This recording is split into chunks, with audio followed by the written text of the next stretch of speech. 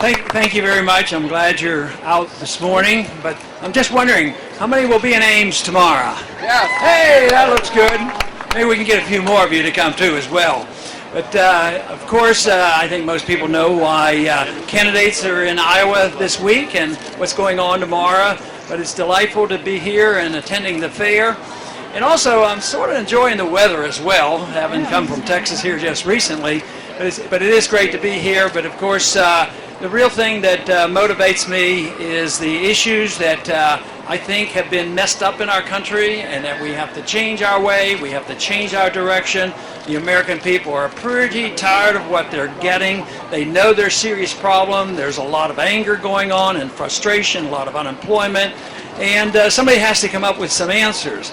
Well, you know, a few years back, in the 1970s, I first ran for Congress, and I was pretty concerned about what was happening then. I believe the stage was set for the kind of problems that we have today, and it happened back in August of 1971. That was at the time that we decided that money didn't matter. We can print the money. There should be nothing to back our currency. We'll just print the money, and we can live happily ever after.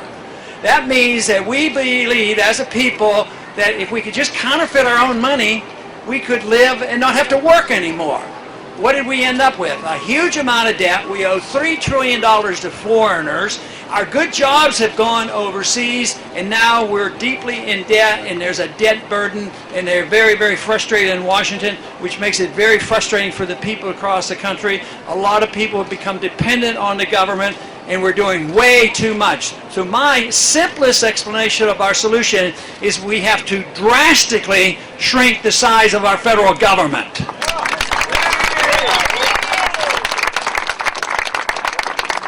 Most people are starting to realize this, but the big argument is, where are we going to shrink it? But you know, people say, well, you need not bipartisanship and you need compromise and sacrifice. My argument is we've had too much bipartisanship, because it's the bipartisanship that we've had that have endorsed all our problems. If we elect Republicans to shrink the size of government, they go and double the size of the Department of Education and get us involved in a bunch of wars. So we elect the Democrats who say they will end the wars, and they expand the wars. And then we have Republicans that expand the budget, and Democrats are doing the same thing. So there's always this compromise. There are the big spending conservatives and the big spending liberals. They get together, and they don't have to worry on the short run. They can always delay it. Sure, you can tax to a degree, but there's a limit to how much you can tax. You can borrow to a degree, but if you borrow too much, interest rates go up.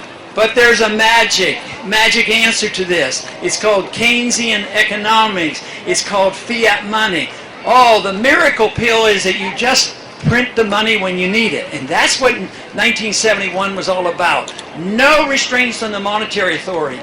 And all our problems in the last 40 years came from the fact that big government is subsidized and taken care of by the printing press of money. But right now, the American people have awakened, and they're starting to realize it has a lot to do with our monetary system. They know that prices go up when the value of the money goes down, and they're not very happy about it because the standard of living goes down. People can make a little more money and the checks can go out, but if the money value goes down, the standard of living goes down. That's one of the reasons that people are very, very upset. And the people on retirements, people who are getting Social Security are starting to recognize this. And the tragedy here is that the production in this country is down. The productive jobs have gone overseas because of this monetary system and over-regulation and over-taxation. So we chase our jobs overseas. In order to get capital back in, you have to have a strong currency, you have to have a tax code and a regulatory code that invites our businesses back rather than chasing these businesses overseas. So it's sort of sad to me to think that in my lifetime we saw a point where there was a country called Communist China evolve into being our banker. There's something about that, and we should reverse that, but we have to endorse a very basic principle, and that's called freedom and the Constitution.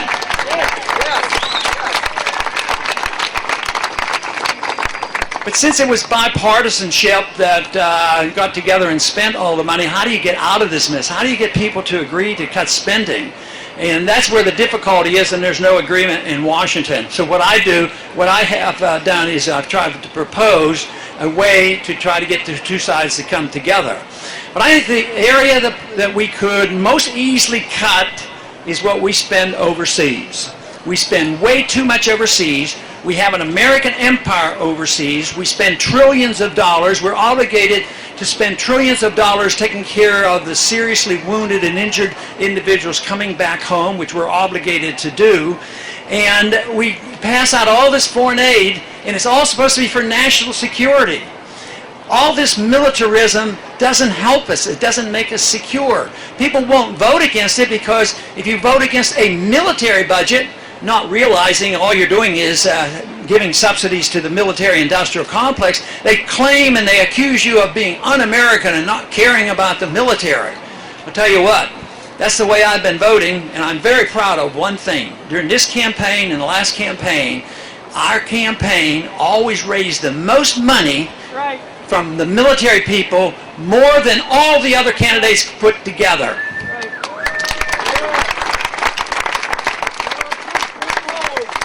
And having served in the military, I was drafted in 1962. I was in the Air Force for 5 years. So I understand a little bit what it's like to have a bad war going on and people being sent around the world and ending up with no-win wars. So I've been very conscious of that. But we should be able to defend a non-interventionist foreign policy just on principle, moral principle, that you don't start wars, you don't initiate wars, you don't fight unless it's constitutionally declared.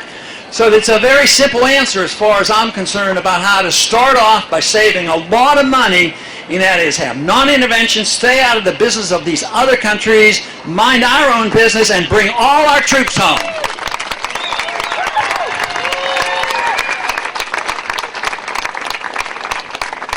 That means the Middle East, Japan, Germany, South Korea, the whole works. Because if you do that one thing instantaneously, and the president does have the authority to move the troops around, that means bring the troops home. If they're going to get paid all this money, let them spend the money here rather than in Japan and Germany. So that it just psychologically it would give a tremendous boost to our economy. But you have to change a lot more than that. You have to change the nature of what the people want. The appetite for big government has been around for a long time. There's a lot of blame to go around. You can blame our presidents. You can blame our Congresses. You can blame bad philosophy, the philosophy of economic intervention. But you also have to look to the people. How many people ask their congressman, I want you to vote for this. I want you to vote for this. Yes, I believe we should be over there. You should fight this war and do all these things. Congressmen have over the years voted for these things and gotten reelected. So government very frequently and most likely will reflect the attitude of the people. That's why I'm interested in changing attitudes and understanding of what government should be, the role of government. That is the question that we must ask. What should the role of government be? Should it be to police the world and finance a welfare entitlement system? Or should it be, as the founders wanted and our Constitution dictates, that is, the purpose of the Constitution is to protect your personal liberty.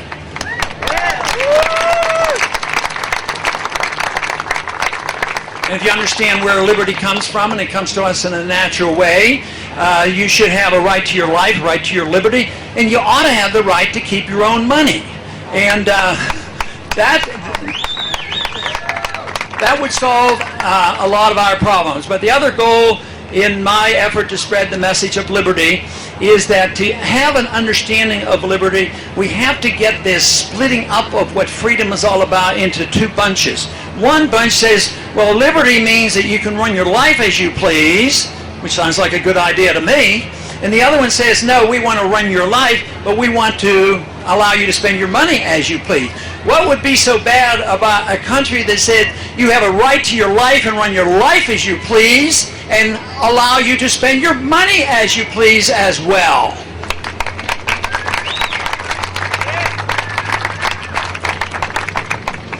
But the correction has to come not only with the change of our foreign policy, we have to deal with the monetary system because it is coming to an end. The financial markets are in shambles, and they've been that way for several years, and it's going to get much worse because we're trying to correct 40 years of mistakes, 40 years of debt accumulation and malinvestment.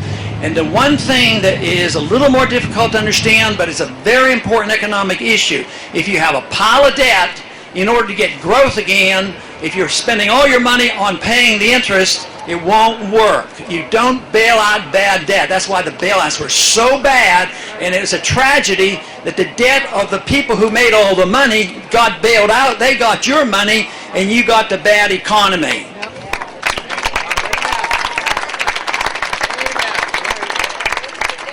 If an individual is bankrupt and has too many credit cards and too many cars, and they lose their job or downsize on their job and their income, they know they have to cut back, get rid of the credit cards, sell a couple cars, and once they get out of debt, they can have economic growth again. And a country has to do the same thing. But politically, it's virtually impossible for the politicians to do that, because there's always one group saying, do it because I want to keep what I earn, but then there's another group that said, no, you're going to cut my check. And they get very angry. And that's what's happening in the world. This is a worldwide phenomenon. It is not just in the United States, and it's because we did issue this funny money, this paper money. Paper money never works and never lasts, just for a short period of time. The real money of the world for thousands of years has always been something of real value, like gold and silver. But this is a worldwide phenomenon. We had the privilege of printing it, sending it overseas, buying goods and services, living beyond our means, accumulating debt, owing $3 trillion of debt now. And what did the foreigners do with the money? They loaned it back to us. They used treasury bills as their reserves. That became their gold standard, owning our debt. So it's a worldwide phenomenon, and it won't last. That's what's the matter with shambles in the markets today. And by next year, or by next summer, you're going to have a lot more price inflation, because all they have been doing in Washington is spending and inflating. We got into this trouble because we were spending too much and regulating too much, taxing too much, and then printing too much money. So they recognize and say, we're in deep trouble and we have to do something about it. So they accelerated the spending and the borrowing and the regulations and the printing of money. And then they say, I wonder why things aren't getting better. Well, it would be logical to expect that if you try to treat a problem by doing more of the same, it's not going to work. So understanding how the business cycle works and what you have to do, and the liquidation of debt and the sound money, but all this can be summarized by defending liberty. And that is what America was all about. Liberty and freedom of choice. We had the largest middle class and the wealthiest country in the world, and we're losing it. The middle class has been shrinking now significantly for 10 years. We are losing our jobs in this country, but this can all be reversed, and it's not difficult. Understand and respect where our liberties come from in a natural, God-given way. Defend that and have confidence that it does work. And also, what fits in so perfectly with this is all you have to do, and all you have to do to have achieved this is ask anybody that you vote for, how serious are they and how consistent were they in defending the Constitution. If we go back to the Constitution, we're going to solve just about all of our political and economic problems. Thank you very much.